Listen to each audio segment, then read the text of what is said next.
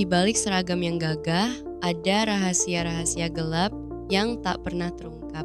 Di balik janji keadilan, kadang terselip pengkhianatan yang menyakitkan. Apa jadinya jika seorang polwan cantik, pemberani, dan berdedikasi tinggi harus menghadapi kenyataan pahit karena membongkar kejahatan yang melibatkan orang-orang besar? Cerita ini bukan sekadar fiksi. Ini adalah cerita tentang keberanian, pengorbanan, dan perjuangan hidup di tengah ketidakadilan. Sebuah kisah yang akan membuat Anda bertanya-tanya, sejauh apa kita rela berjuang demi kebenaran. Namun, ini bukan hanya tentang korupsi atau intrik politik, ini juga tentang harapan, cinta, dan manusia-manusia biasa yang melakukan hal-hal luar biasa meskipun dunia berusaha menyingkirkan mereka. Jika Anda penasaran bagaimana seorang polwan hamil 9 bulan bisa bertahan hidup di tempat terpencil ujung Pulau Jawa, ditemukan oleh seorang penggembala kambing, dan akhirnya membalikkan keadaan melawan para koruptor besar, maka jangan lewatkan cerita ini hingga akhir. Tapi ingat, setelah menonton video ini, pastikan untuk subscribe channel Telat Mikir, karena kami selalu hadir dengan cerita-cerita yang tak terduga dan penuh makna. Klik lonceng agar Anda tidak ketinggalan kisah menegangkan lainnya seperti ini. Siapkah Anda menyaksikan perjalanan seorang wanita yang menjadi simbol keadilan di tengah badai kegelapan? Mari kita mulai. Inilah kisah Bunga Saraswati, seorang polwan cantik yang menantang sistem, kehilangan segalanya, tapi menemukan kekuatan baru di tempat yang tak pernah ia bayangkan. Apakah dia berhasil membongkar kasus besar itu? Bagaimana dia bertahan di tempat terpencil tanpa akses apapun? Dan siapa sebenarnya pria misterius yang menyelamatkannya? Simak cerita lengkapnya sekarang. Oh ya, satu lagi, ada twist besar di akhir cerita ini yang mungkin bakal bikin Anda bergidik. Jadi tetap pantau sampai detik terakhir, ya.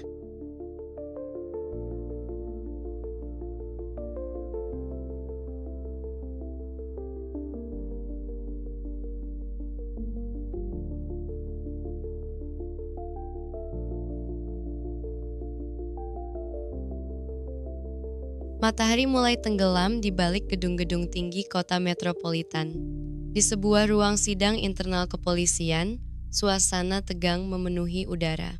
Seorang wanita cantik dengan wajah tegas dan perut yang sudah membesar karena usia kehamilan 9 bulan berdiri tegak di depan meja sidang. Namanya Bunga Saraswati, seorang polwan berprestasi yang selama ini dikenal sebagai sosok pemberani dan jujur. Bunga baru saja membongkar kasus korupsi besar-besaran yang melibatkan beberapa petinggi di instansinya, termasuk seorang jenderal senior bernama Jenderal Dharma.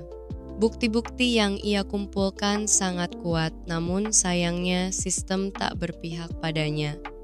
Alih-alih mendapat apresiasi, Bunga malah dituduh melakukan penggelapan informasi rahasia dan pelanggaran etika. "Kami tidak bisa membiarkanmu tetap tinggal di sini," kata Jenderal Dharma dingin sambil menatap Bunga dengan tatapan penuh kebencian. "Kamu akan dikirim ke tempat terpencil di ujung Pulau Jawa. Tidak ada akses komunikasi, tidak ada orang lain. Kamu harus bertanggung jawab atas keputusanmu sendiri." Bunga mencoba menahan air mata. Namun, kepedihan dan ketidakadilan yang dirasakannya membuat hatinya remuk. Ia tahu, ini bukan sekadar hukuman, ini adalah pembunuhan karakter. Dengan kondisi hamil tua, bagaimana mungkin ia bisa bertahan hidup di tempat seperti itu? 2 hari kemudian, Bunga dibawa oleh 2 orang berseragam hitam menuju lokasi yang disebutkan oleh Jenderal Dharma. Mereka mengendarai mobil off-road sepanjang jalan berliku dan berbatu, melewati hutan lebat yang tampak semakin liar. Tak ada satupun desa atau pemukiman yang terlihat, hanya alam yang luas dan sunyi. Setelah berjam-jam perjalanan, mereka tiba di sebuah tanah lapang yang dikelilingi tebing curam. "Selamat tinggal, polwan cantik," kata salah satu pria itu dengan nada sinis sebelum meninggalkannya sendirian di tengah hamparan kesunyian. Bunga duduk di bawah pohon, merasa putus asa. Tubuhnya lemah, perutnya mulai terasa sakit, dan pikirannya dipenuhi pertanyaan. Apakah bayinya akan selamat? Apakah ia bisa bertahan hidup di tempat seperti ini? Beberapa jam kemudian, saat langit mulai gelap, Bunga mendengar suara derap kaki binatang mendekat. Dari kejauhan, ia melihat seorang pria parubaya dengan pakaian sederhana sedang menggembala kambing. Pria itu tampak heran melihat kehadiran Bunga di tempat yang jarang dilalui manusia. "Siapa kamu?" tanyanya setelah mendekat. Suaranya ramah meskipun ekspresinya penuh rasa penasaran. Aku Bunga," jawabnya dengan suara lemah. Aku butuh bantuan."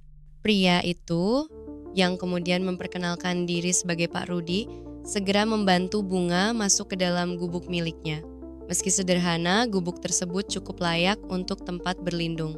Pak Rudi memberikan segelas air hangat dan sepotong roti kepada Bunga yang langsung disambut dengan rasa syukur. "Sudah lama tidak ada orang datang ke sini," kata Pak Rudi pelan. "Apa yang terjadi padamu?"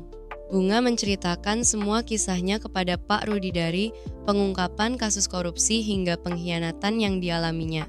Mendengar cerita itu, Pak Rudi mengangguk-angguk lalu berkata, "Jangan khawatir, Bu Bunga. Selama kamu di sini, aku akan menjagamu dan bayimu."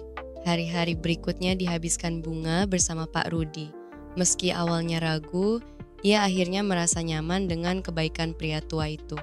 Setiap pagi, Pak Rudi pergi menggembala kambingnya, sementara Bunga tinggal di gubuk, mencoba memperbaiki kondisi tubuhnya yang lemah. Ia juga belajar banyak hal tentang kehidupan sederhana di alam liar. Namun, perasaan cemas masih menghantui Bunga. Ia takut sesuatu buruk akan terjadi pada bayinya. Untungnya, Pak Rudi memiliki pengetahuan dasar tentang persalinan karena istri almarhumnya pernah menjadi bidan desa. Ia berjanji akan membantu proses kelahiran jika waktu itu tiba. Suatu malam, saat bulan purnama menyinari langit, Bunga dan Pak Rudi duduk di depan gubuk menikmati angin sejuk. Bunga akhirnya bertanya, "Kenapa kamu mau membantuku, Pak? Kamu bahkan tidak kenal aku." Pak Rudi tersenyum. "Karena aku percaya bahwa kebaikan harus dibayar dengan kebaikan.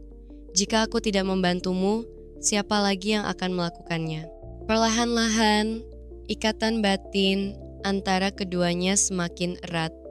Bunga merasa seperti menemukan keluarga baru di tengah kesendirian yang panjang. Beberapa minggu kemudian, hari yang ditakuti sekaligus dinanti-nanti akhirnya tiba. Bunga mulai merasakan kontraksi hebat di perutnya. Ia berteriak minta tolong dan Pak Rudi segera bersiap-siap. Dengan peralatan seadanya, ia membantu Bunga melalui proses persalinan yang sulit.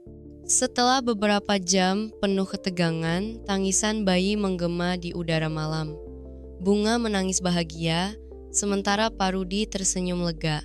Bayi itu lahir dengan selamat seorang anak laki-laki yang sehat.